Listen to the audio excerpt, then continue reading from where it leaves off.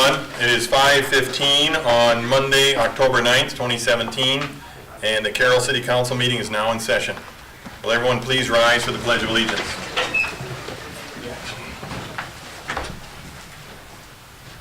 I pledge allegiance to the flag of the United States of America and to the republic for which it stands, one nation, under God, indivisible, with liberty and justice for all.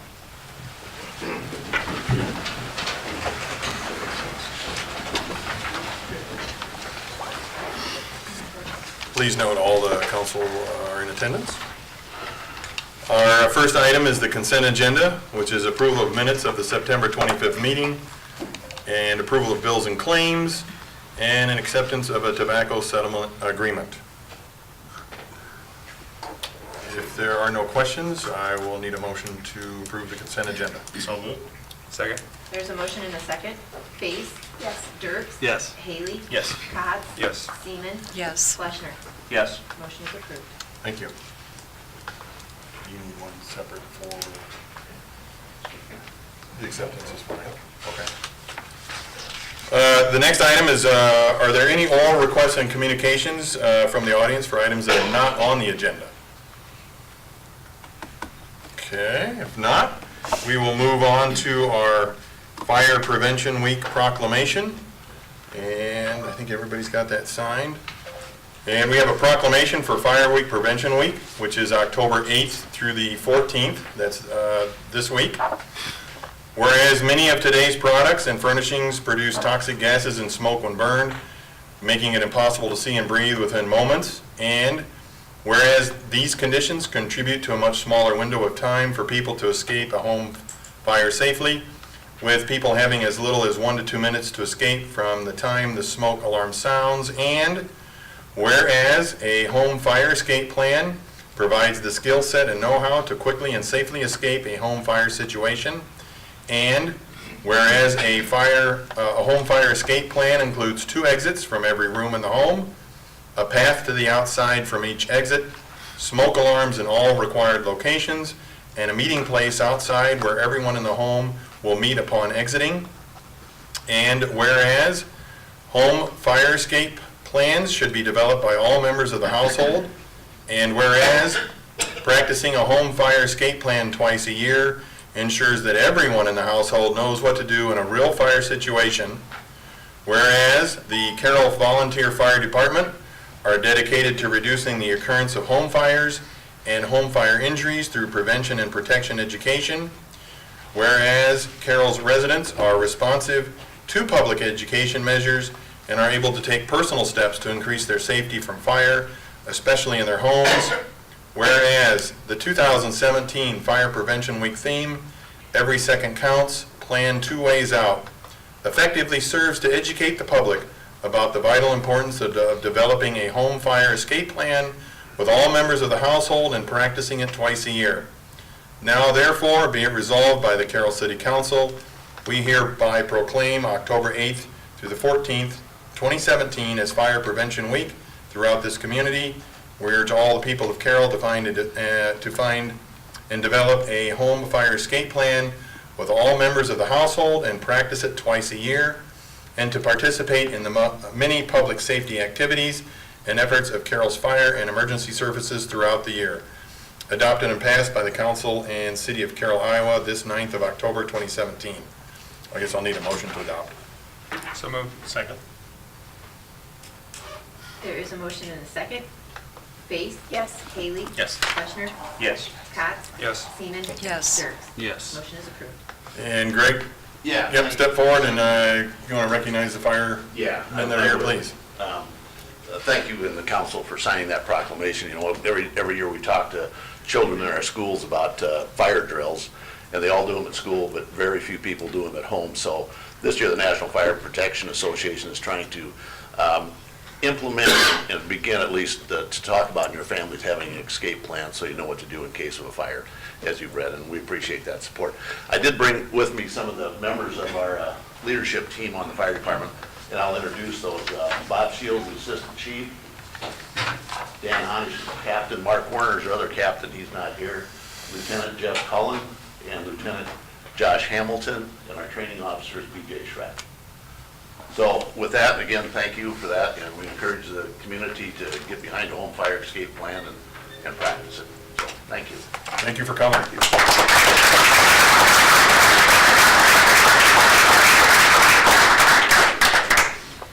Our second proclamation is the Carroll Chamber of Commerce 75th anniversary. Whereas the Carroll Chamber of Commerce is a member-driven organization with more than 420 members committed to a vibrant business environment. Whereas founded in 1942, this year marks the 75th anniversary of the Carroll Chamber of Commerce. And whereas the Carroll Chamber of Commerce has worked over the past 75 years with business, merchants, and industry to advance the civic, economic, industrial, professional, and cultural life of the city of Carroll. Now therefore, be it resolved by the Carroll City Council, we hereby formally proclaim October 2017 as Carroll Chamber of Commerce Month in the city of Carroll in recognition of this significance of the Chamber's 75th anniversary, and call to the citizens of the city of Carroll and encourage all residents to support the local businesses within our great community. Adopted and passed by the Council of the City of Carroll, Iowa, this 9th day of October 2017. Need a motion to adopt? So moved. Second. There's a motion and a second. Dirks? Yes. Fleshner? Yes. Haley? Yes. Seaman? Yes. Base? Yes. Cox? Yes. Motion is approved. Is Megan here? Or Shannon, were you going to come? Yeah, if we do a photo, we have a few board members, is that okay? Everybody? All right, I've got some friends here, if that's all right. We got board members and staff. All right. You guys love all of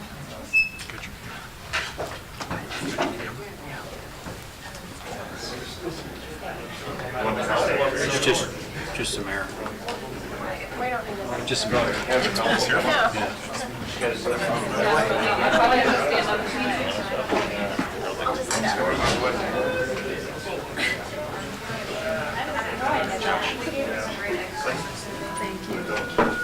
Thank you. Thank you. Thanks. You guys want to come down? No, that's your job. He looks great. Yeah.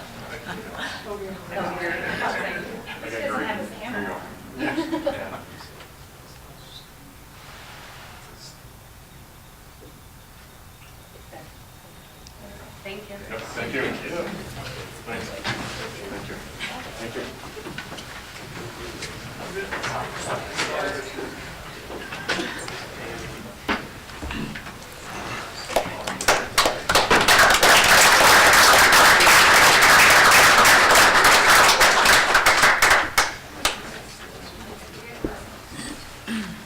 Shannon, did you have anything else you needed to add, or you guys are good? Thank you. Okay. Sorry, so we have Nope. conferences, so we're coming in Yep. and out, but we really appreciate it. No, thanks for coming. So we have no ordinances this evening, so we'll move to resolutions. And our first resolution is the former Iowa Power Plant encroachment. And it is 5:24, and we'll open a public hearing. And Mike.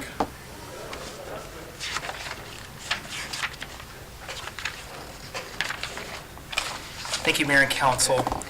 Tonight is a public hearing on the request to transfer easement to DMBA Property Consulting, Inc.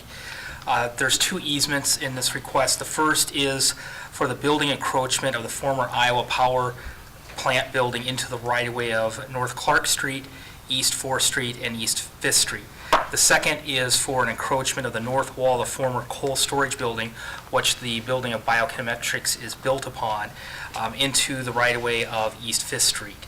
These encroachments have been placed likely from the 1920s with the walls of the coal storage area, in the 1940s with the power plant building when it was renovated and expanded. Specifically, the request is for easement over the western 1.8 feet of Clark Street, the northern 1 foot of 4th Street, and the southern 1/5 of 5th Street, all adjacent to the former Iowa Power building and this wall. The attached easement documents that were included in the packet depict the exact location in detail. The purpose of this easement would be to allow the buildings to remain in their current location and to permit ongoing maintenance of the buildings. And these will run both with the current owners and future owners until the buildings at some time would be destroyed in the future. With that, the mayor and city council are asked to conduct a public hearing this evening on this request and to consider approval of a resolution approving the easements. With that, I'd be happy to answer any questions this evening. So it's upon the destruction of the building, not if it's sold or exchanged hands down the No, road? the building would have to be destroyed or removed in some shape, but future owners, when they're transferred, this easement would run So it would run automatically. concurrently, so we don't have to do it again, okay. Any other questions from the The council? only thing I had was, Yep. was there not already an easement since the same wall existed before? Or was that an oversight back in the 30s or whenever that was? I think it was just an oversight when the Back. building was built. Okay. Is that, Randy, would you have any knowledge of that, or? No, it's not, never been addressed before, so I Okay. would assume it was an oversight, yes. Are there any questions from individuals within the audience pertaining to the former Iowa power plant encroachment easement rights? Yes, Steve, come forward. I'll just mention quick, I think we're the first people to survey it in 70 years. And so nobody's surveyed it before, since it was built. So the debate was, do we even bring it up? And just let it go? So we thought we better bring it up. Well, thank you. Yeah. That's good. If there are no other questions, it is 5:27, and I'll close the public hearing. And I will need a motion to approve the resolution approving documents for the transfer of an easement to DMBA Property and Consulting, Inc. So moved. Second. There's a motion and a second. Cots? Yes. Fleshner? Yes. Seaman? Yes. Dirks? Yes. Haley? Yes. Base? Yes. Motion is approved. Our first report this evening is on the change order number 1, Carroll Trail Improvements 2017, and Jack. Thank you, Mayor. Tonight, we have 4 change orders within this documentation. The item number 1 is the 5-foot concrete sidewalk. I attached pictures of the 4 change orders so you can kind of see what I was going to talk about tonight. The first one is on the very east part of the East 18th Trail where it goes south across 18th Street over to Edgewood, the residential area.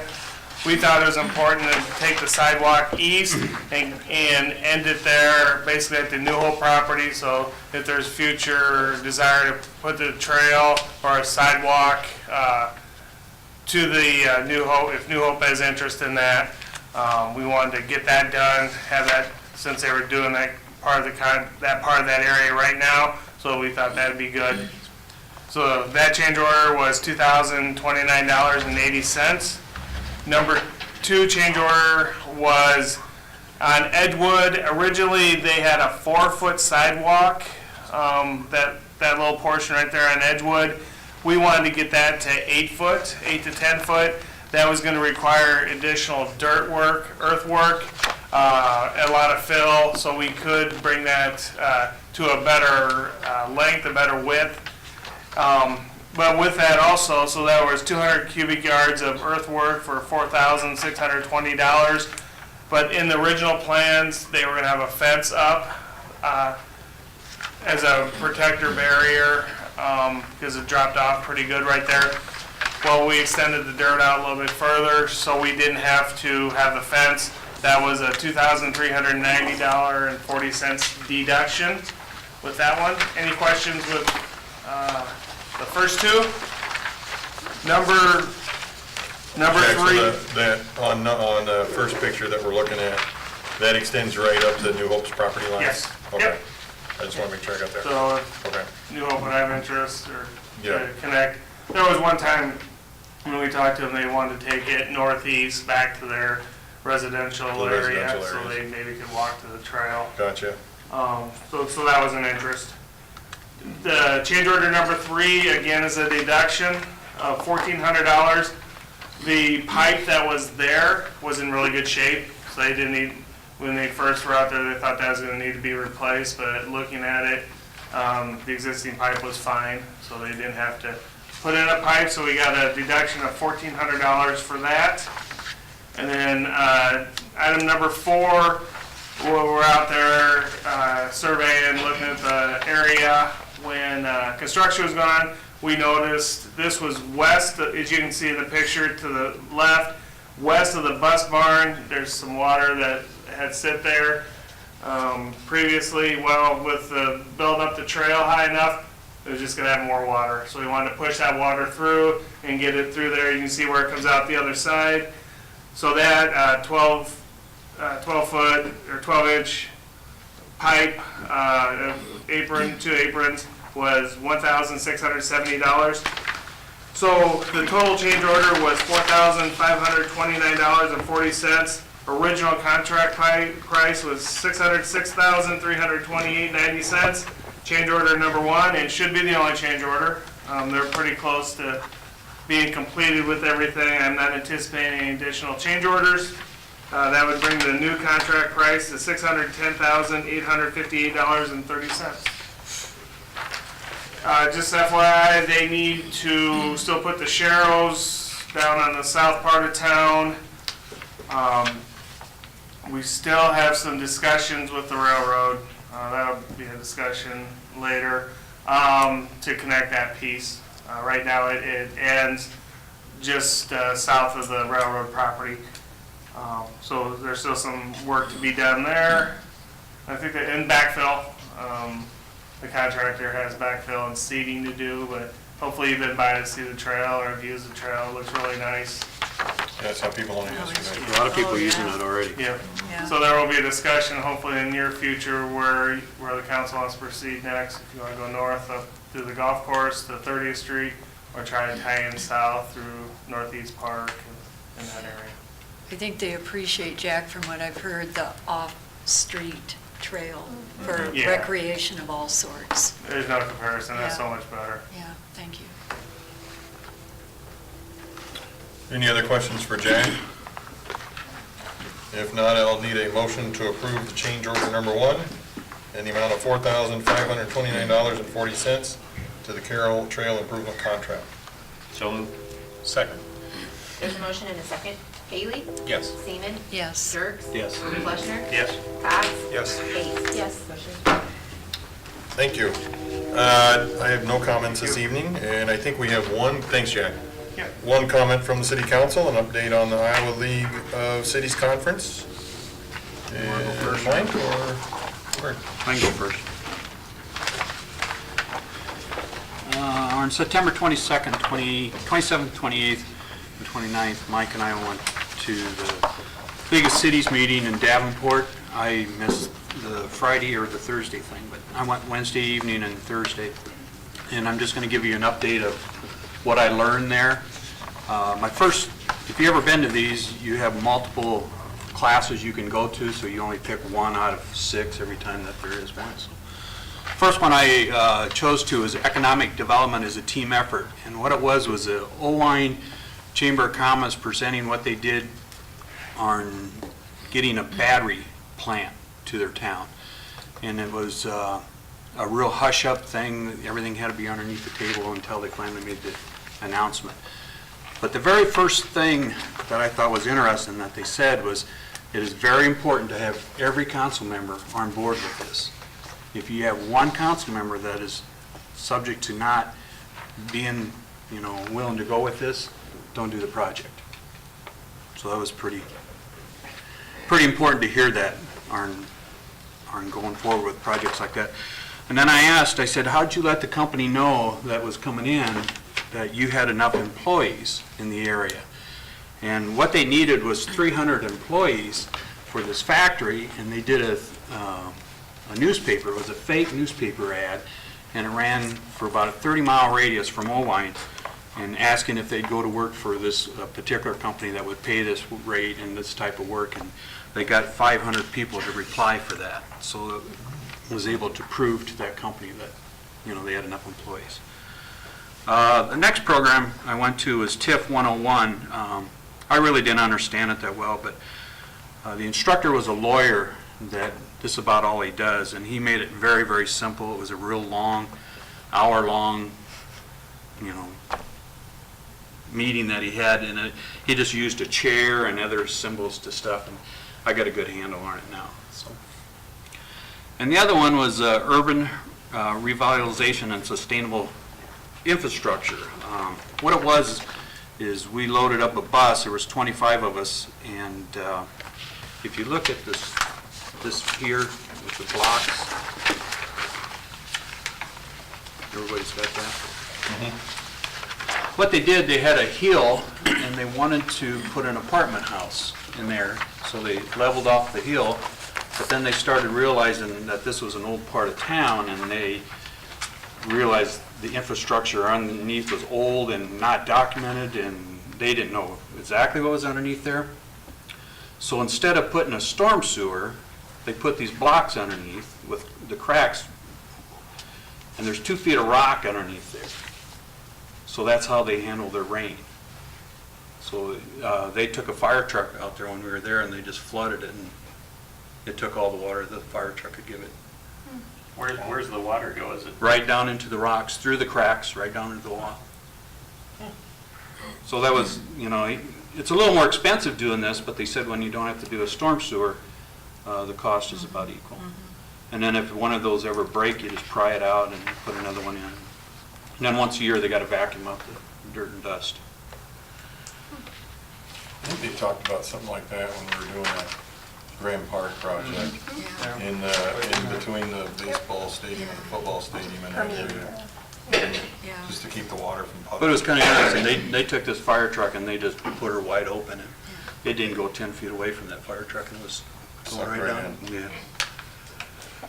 And then they took us to this is what I thought was very interesting. They took us to an old part of town that had older homes that were in bad shape, so what they did is the city actually bought this property, bought the homes, either remodeled the homes or torn down and built new homes.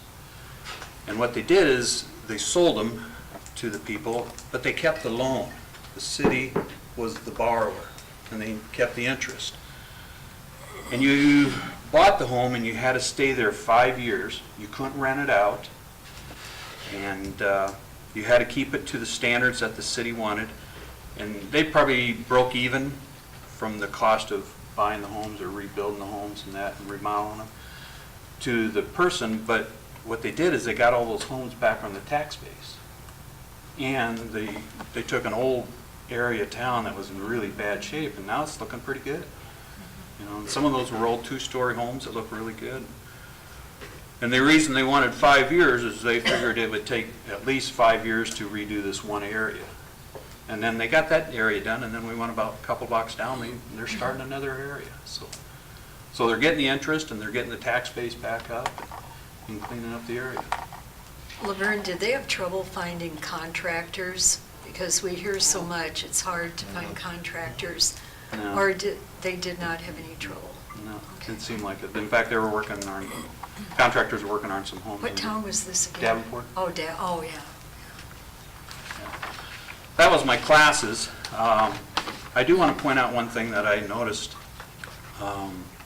In between the classes, you have collaboration time, and at dinner, you got time to speak, and in the exposition hall, you're walking around, and I was really amazed at how many people came up to Mike and I, basically Mike, and I was a nobody. And anyway, we're drawn to him, to ask him questions. We were at the dinner table a couple times, and some of the city managers or city administrators there were a little confused on some subjects. And I will tell you, Mike answered them all. I was impressed with that. I think we got a pretty knowledgeable leader, and I saw it firsthand amongst all the other leaders that were there. So that's my report. Thank you. Thank you. Mike, you got anything to add? After that, I think I'll just be quiet. No, I went to a number of sessions really on leadership, which I found to be very interesting. And I think the 2 real big ones was, one, understanding your leadership style and building a team, understanding the leadership style of everyone in your team. And really gave some good insights on, some things that I can improve on and how to leverage individuals as my team to move forward. So very interesting things. How to work and encourage cross-department collaboration on projects and how to encourage that type of work. There was a session we had on one of the opening luncheons on civility in city, how to create more civility in your community. One of the things that they encouraged was to start out with something that's happy, that encourages people to come to your council. So yes, proclamations was part of that. And, you know, I think we've seen tonight where people maybe have never been up here being part of it and really kind of setting a tone. So some more ideas will come out of that. Attended a session on communications with residents, talking about the importance of developing good relationships with media and how to improve those relationships. Talking about the importance of how social media is changing. And one of the communities there was talking about how their regular interactions anymore are coming through social media. They're not calling City Hall, they're sending a message at, was that New Year's Eve or day, or was that Christmas Day we got the complaint about the tree in the park? You know? New Year's, Christmas Day. Yeah, and so you get instant, and residents expect kind of that instant, so interesting. A lot of communities doing citizen surveys and doing them regularly to gauge where services are and where people feel we should be heading as a community. And then just overall promotion of the community. Are you a good cheerleader of your community, and how do you improve that? So there's some stuff we're working on there. Probably the most important session I went to, and this will be a discussion we'll talk about, was a session called The Backfill. Suzanne from PFM actually led it, so our own financial advisor. But really talking about how they termed the train wreck that's coming towards city government. And really talking about how there's a lot of talk first with the backfill, that her expectation is that the backfill will be eliminated over the next 3 years. And really, there's a question about, will it happen as early as this current budget year we're in? She is fearful of that. But at the very least, next fiscal year, really plan for receiving the backfill, but have that plan on how to move forward if we don't receive the backfill. So plan for the best, or hope for the best, plan for the worst type thing. You know, and for the city of Carroll, you know, we're budgeted to receive $207,000. So it's pretty significant, but it's also significant for every community in the state. And What does that add up to, Mike? Do you know, did they give the state's figure what the, do you recall? I have the number. It's It just like seems 100, I want to say it's 158 million, but Yeah. I could be wrong. That's off the top of my head. It's a big number. And when you look about the states, you know, the issues they're having, it's a real easy number to really attack. So, and for us, that's 3.6% of our budget. So it's a big hit. So you have that on top of residential rollback.